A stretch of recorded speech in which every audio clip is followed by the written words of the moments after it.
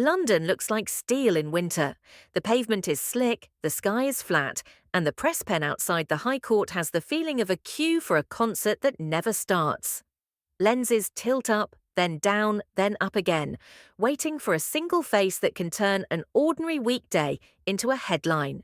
When the black car arrives, the clicking begins before the door opens. Prince Harry steps out in a suit, not a uniform.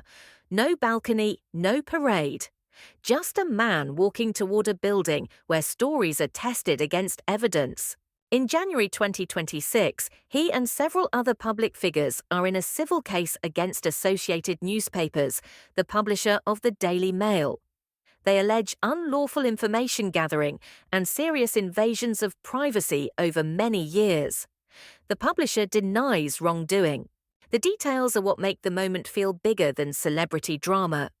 Reuters reported that the claimants alleged long-running misconduct including phone hacking, bugging, and the use of deception to obtain private information, and that Associated Newspapers rejects those allegations. Reuters also noted that the group of claimants includes figures such as Elton John, and that Harry's lawyer argued the prince was especially valuable to tabloids, making him a repeated target. Reuters framed the case as part of a broader pattern, Harry's public campaign against media intrusion, rooted in the trauma of losing his mother amid intense press attention. It is why the opening scene matters. This isn't only about money or reputation. It is about the fear that attention can cross into harm, and about a person trying to draw a line on a page that never stops being written. For viewers, this is the hook because it reverses the expected role. Royals are usually filmed inside cathedrals, not courtrooms. They're presented as symbols of stability, not as claimants fighting intrusion. Yet Harry's biography makes one thing clear. He has spent most of his life with strangers writing his story for profit, and at some point he decided he wanted to contest the price. This isn't about asking the audience to pick a side in a legal battle. It's about framing a human question that feels modern and urgent. When attention is an industry, who protects the person at its center? Harry's case forces that question into the open, but it didn't begin in 2026. It began long before he had words like privacy and consent. A documentary voice can pause here and remind the audience of the contrast. The court cares about specific claims, dates, and proof, while the internet cares about impressions. In the same week, people will argue about morality, loyalty, and who is right, even though those questions aren't the legal issue. That split is part of Harry's life story. His reality is often a file folder. The public version is often a meme. The tension between those two versions, evidence versus narrative, is the engine of this biography. To understand the courtroom scene, we rewind to the first flashbulbs, when he was small enough to hide behind a leg and famous enough that hiding never worked. The camera finds archival footage, a red-haired boy in a neat coat, the world smiling at him as if he belongs to everyone, and the narration asks what a child learns when every step is watched. Prince Harry was born Henry, Charles Albert David, on September 15, 1984, in London, the younger son of Charles and Diana, Princess of Wales.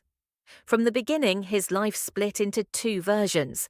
Inside the family, he was simply Harry, a child with jokes, fears, and ordinary moods. Outside, he was an image, captured, captioned, and circulated as proof of continuity. He grew up alongside his older brother William in a world where tradition is the air you breathe. The rules are everywhere: how to speak, how to stand, how to remain calm while people stare. For a child, that calm can look like strength, but it can also feel like a mask you wear too early, a performance you learn before you know who you are. His mother, Diana, tried to widen the walls around her sons. She was known for pushing them toward experiences that felt less ceremonial and more real, as if she understood that a sheltered childhood can become a trapped adulthood. In photos, Harry often looks bright and playful, the younger one who turns toward the camera with a grin. But even the happiest frames carry a signature detail, the presence of protection, the awareness of an audience. Then the childhood story ends in a way that never stops echoing. In 1997, Diana dies in a car crash after being pursued by photographers. Harry is 12. There is no quiet mourning. There is a public funeral, watched worldwide, where two boys walk behind their mother's coffin. That image becomes a permanent reference point for how people interpret Harry's choices, because it connects fame to danger and grief to spectacle. From there, Harry grows up under a double pressure. He is expected to represent the monarchy, and he is also expected to be entertainment. The first pressure comes with training, speeches, and etiquette.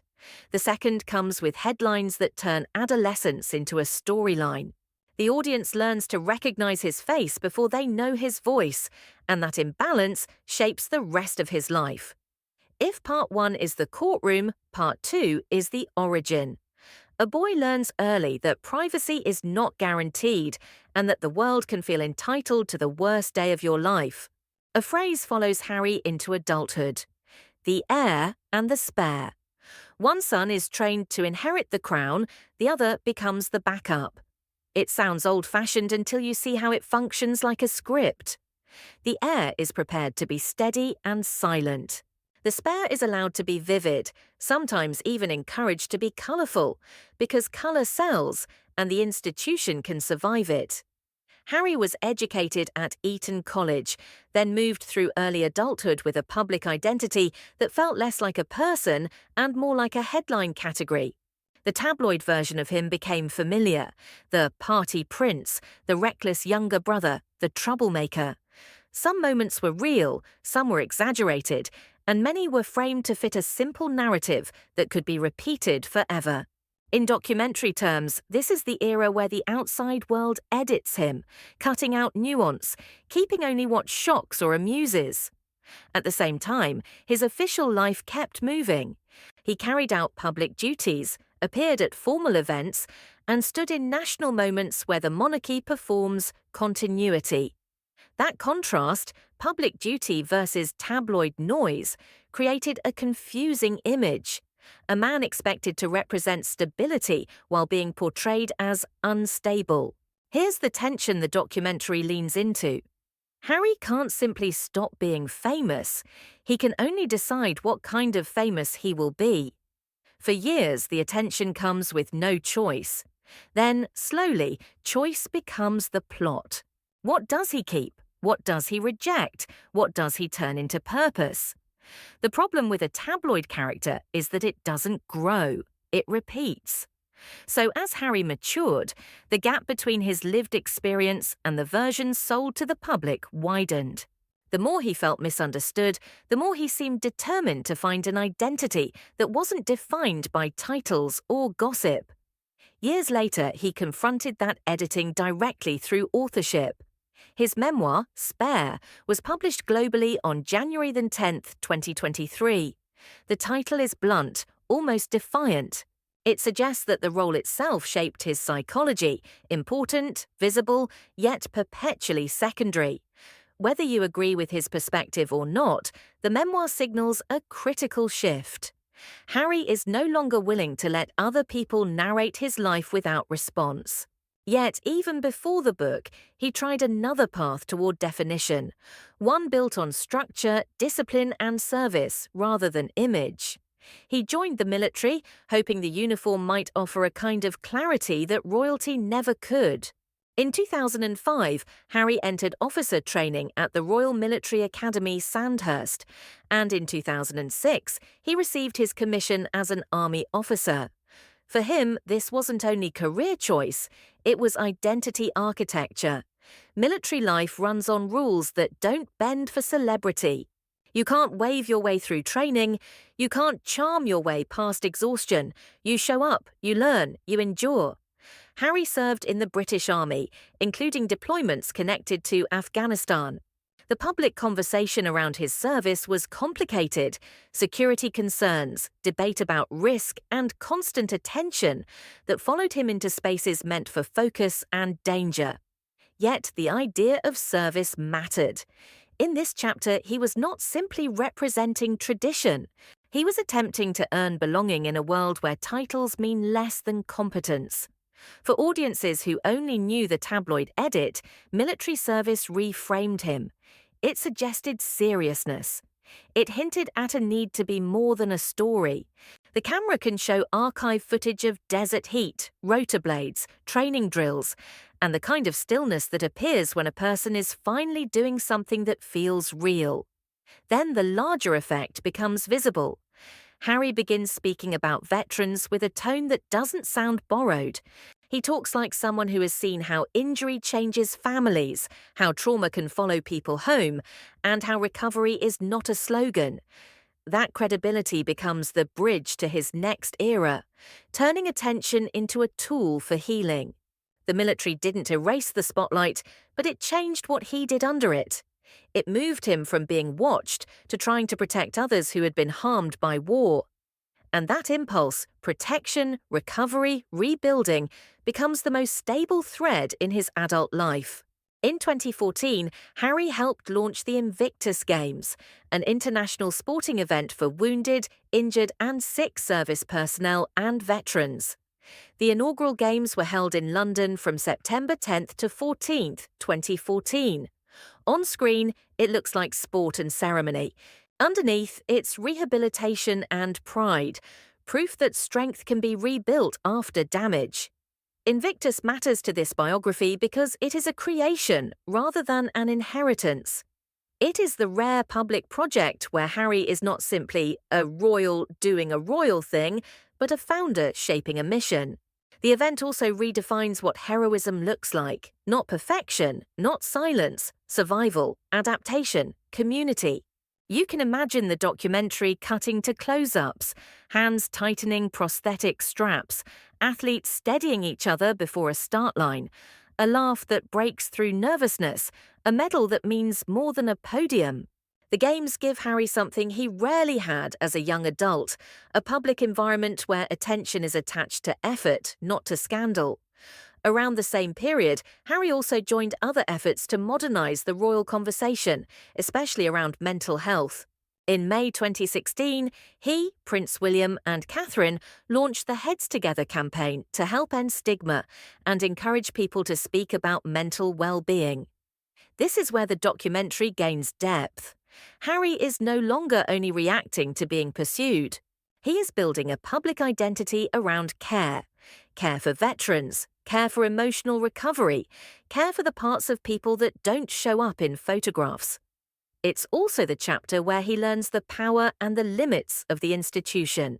A royal platform can amplify a cause, but it also sets rules about what you can say, how you can say it, and who you can be. As long as Harry remains a working royal, the institution helps frame his story. As he grows older, he begins to push against that frame. Harry married Meghan Markle in 2018, and for a moment it looked like the monarchy had found a new kind of future: global, modern, and emotionally open. But the spotlight intensified. Every appearance became a debate. Every silence became interpretation. In January 2020, Harry and Meghan announced they intended to step back as senior working members of the royal family and pursue a more independent life while continuing service. Buckingham Palace then confirmed a new arrangement. They would step back from royal duties, including official military appointments, and they would no longer receive public funds for royal duties.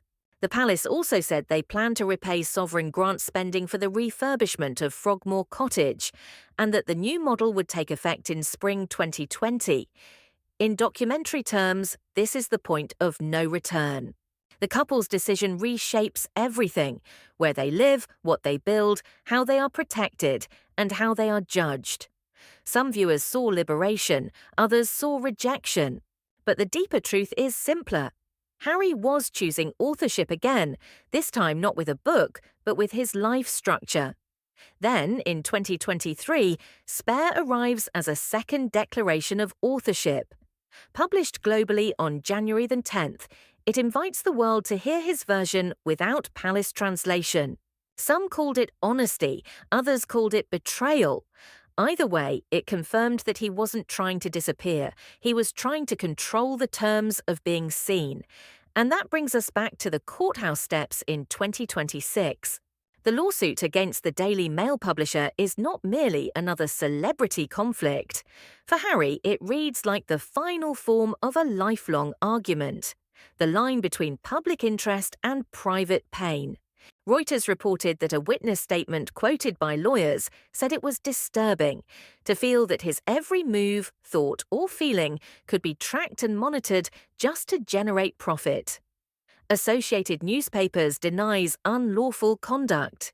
The court will weigh evidence, the public will keep weighing emotion. If you want this episode to land, the ending can't be a verdict prediction. It has to be a portrait.